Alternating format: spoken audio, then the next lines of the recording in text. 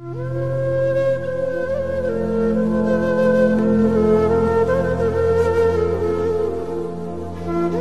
आमिर लियाकत के इंतकाल की खबर सोशल मीडिया पर टॉप ट्रेंड बन गई। रुकने कौमी असेंबली और मारूफ TV anchor doctor Aamir Liaquat Hussain के इंतकाल पर सोशल मीडिया के पेजेस इज़हार अफसोस से भर गए। न सिर्फ मारूफ सियासी और समाजी रहनुमाओं और सोशल मीडिया सार्फिन बल्कि इन पर तनकीद करने वाले भी इस दुख भरी खबर पर गहरे अफसोस का इजहार कर रहे हैं।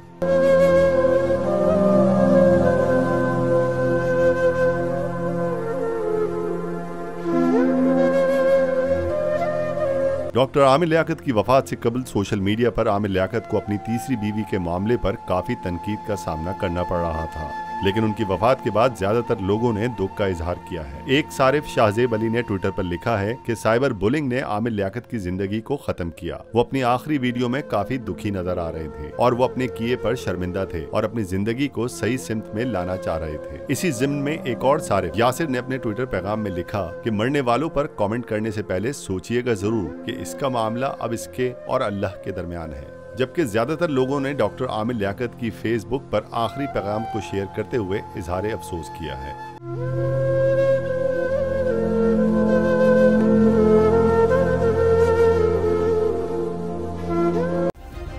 सब्सक्राइब करें और बेल दबाएं ताकि कोई खबर रह न जाए।